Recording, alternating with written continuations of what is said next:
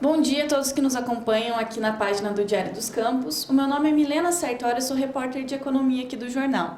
Hoje a gente trouxe o Daniel Wagner para conversar com a gente um pouquinho sobre a questão do setor do turismo, os seus impactos e quais as alternativas que o segmento tem buscado para tentar sobreviver em meio a essa crise. O Daniel, ele é hoteleiro aqui da cidade, é também diretor de turismo da Associação Comercial, Industrial e Empresarial e presidente do Sindicato dos Hotéis, Restaurantes, Bares e Similares dos Campos Gerais. Bom dia, Daniel. Obrigada por aceitar o nosso convite. Bom dia, agradeço por estarmos aqui podendo trocar algumas ideias sobre esse momento difícil que estamos passando. Como a principal forma de combate à nova pandemia é evitar aglomerações, o setor do turismo é um dos que são mais impactados diretamente, né, por viver de aglomeração por si só. Então a gente queria saber um pouquinho quais foram os prejuízos que já foram contabilizados aqui na região, como que está essa questão de empregos, de faturamento do setor, para a gente ter uma ideia aí de como que está a situação. Nós temos uma ideia mais da nossa base de empresas, de hotéis e restaurantes aqui da cidade e de algumas cidades da região. Então, o que nós percebemos até agora é cerca de 30% dos empregos já deixaram de existir, infelizmente. Então, de cada 3 empregos, 1 emprego já se foi. E a queda no faturamento das empresas varia de 80% até 100%. As empresas foram completamente paradas, né? Então, dá para dizer no mínimo 85% aí de prejuízo para o setor nessas 2, 3 semanas que passaram já. É importante destacar que quando a gente fala no setor de turismo, não é só os hotéis, as agências de viagem, mas também os restaurantes e bares, né? Que são estabelecimentos que estão fechados aí já há quase 3 semanas. Quais que são as alternativas que vêm sendo buscadas por esses locais para tentar contornar um pouquinho aí essa crise? O impacto, então, realmente foi muito grande, porque o restaurante, ele vive, como você falou, da aglomeração de pessoas, da socialização, as pessoas se reúnem para fazer uma refeição. E ficando todo mundo recluso, a única alternativa que sobrou é o delivery, as opções aí de entrega. Porém, está sendo pregado muito que o delivery é a salvação do mundo, mas não é. O delivery ele era um complemento para os restaurantes, um algo a mais que a maioria dos restaurantes tinha, além de ter o seu salão. E agora isso deixou de existir.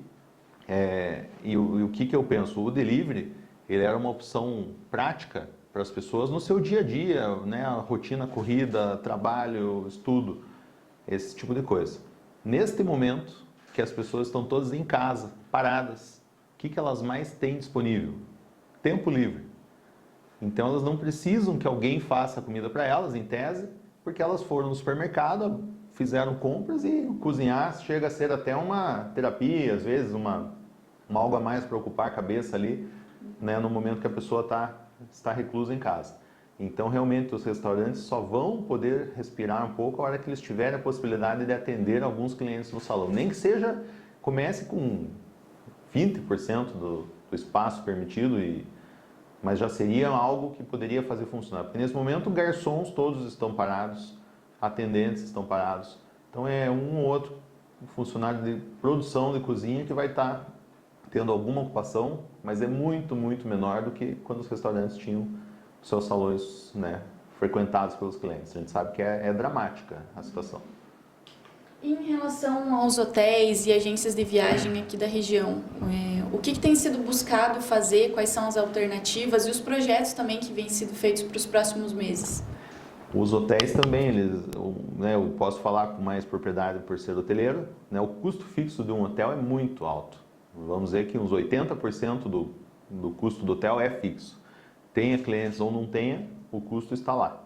Então a gente tem orientado, até pelo sindicato, que é o nosso principal foco hoje, são as relações de trabalho, que o maior custo, né, é a mão de obra nos hotéis. Mas nós queremos tentar ao máximo preservar esses empregos, esperando uma retomada, uma hora vai acontecer. Então, nesse momento que nós temos orientado as empresas, não demitam, vamos usando. O governo lançou uma série de medidas, o sindicato negociou com o sindicato laboral algumas possibilidades. Então entram aí a suspensão. Primeiro, dar férias para todo mundo que possa dar férias. Mesmo quem não tem férias vencidas, foi autorizado férias. fazer banco de horas negativo, ou seja, os dias que as pessoas não trabalhem agora, no futuro elas pagam essas horas trabalhando 1 ou 2 horas a mais por dia nos próximos 18 meses.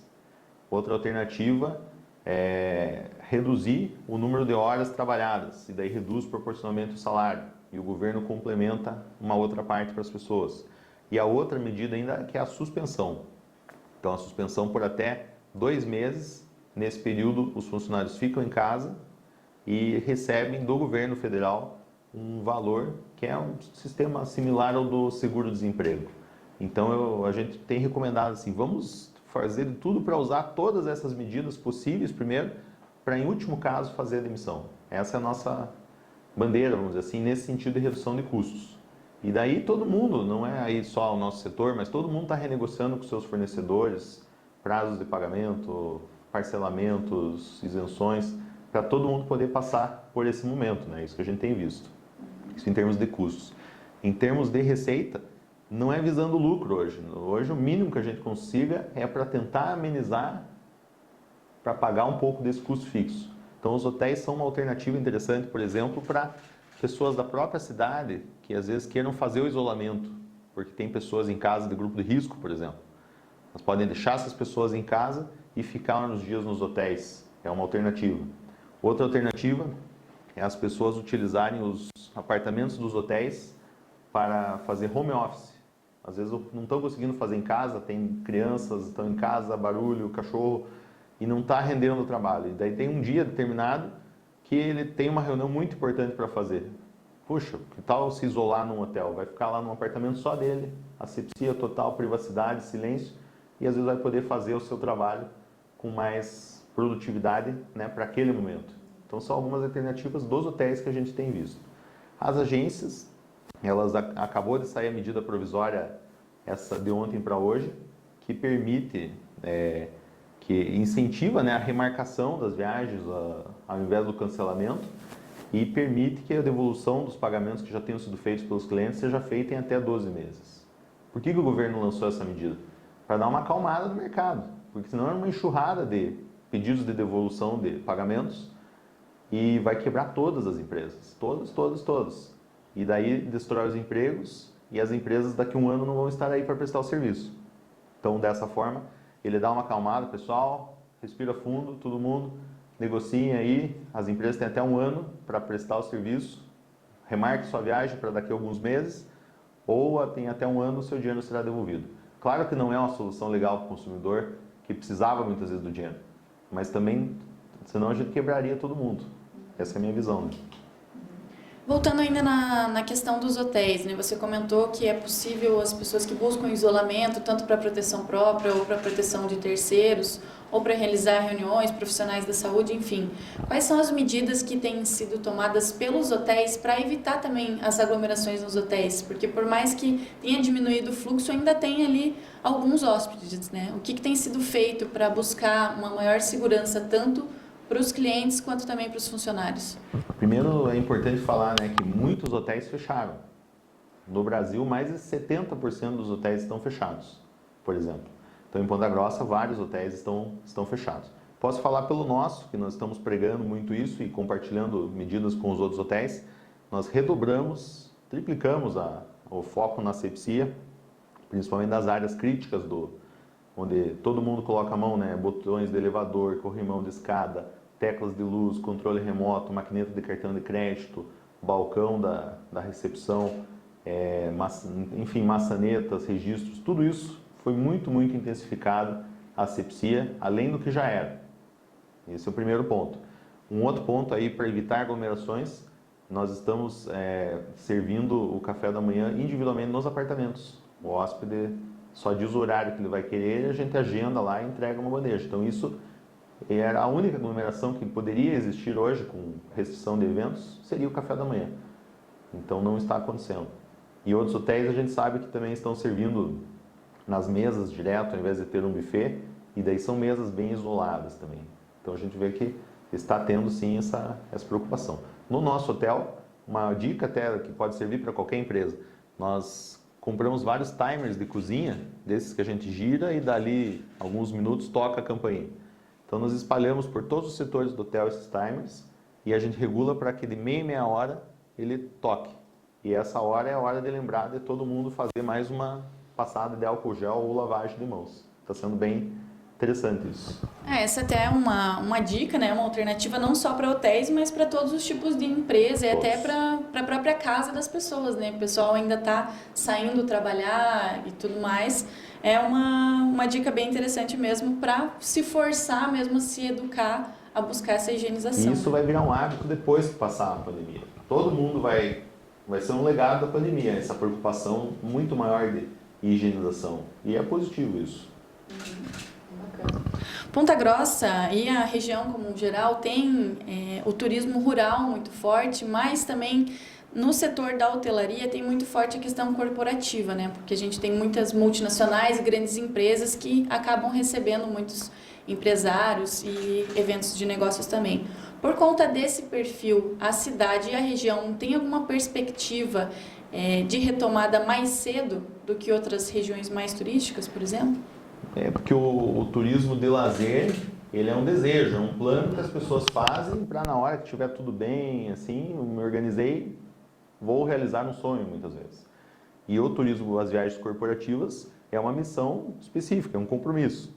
Então nós acreditamos que temos chance de que retome um pouco mais rápido aqui, porque as empresas estão com projetos que iriam começar e não puderam começar, ou tiveram que interromper bruscamente, e elas vão precisar retomar isso, continuar isso. Então temos essa esperança de que possa ser um pouco mais rápido aqui. A gente sabe que é impossível determinar um prazo para que tudo volte ao normal, porque realmente é uma questão de saúde pública que não depende de nós, né? Mas quais são as perspectivas do setor do turismo? O que está sendo planejado? Quando que deve voltar ao normal ou pelo menos mais próximo do que era a nossa realidade anteriormente? Os estudos que nós temos lido de várias consultorias mundiais até mostram que justamente os setores de eventos, hotelaria, transportes e restaurantes são os que tendem a demorar mais para voltar em relação aos outros. Os restaurantes, como eles não dependem só de movimentação de pessoas de fora, mas dos próprios locais, assim que as coisas normalizarem, as pessoas já estão na cidade. Então tende a melhorar um pouco antes na minha visão. Mas fala-se em 6 meses para as coisas normalizarem, realmente metade do segundo semestre, assim, para termos uma perspectiva de que as coisas vão estar normalizando, né? Muitos eventos que iam ser realizados, por exemplo, no primeiro semestre, certamente serão no segundo. Quando a gente fala em evento, não é só evento corporativo, é o evento social. Imagine quantas festas de casamento, quantas formaturas, tudo isso não pode ser realizado agora. Uma hora deverá ser feito.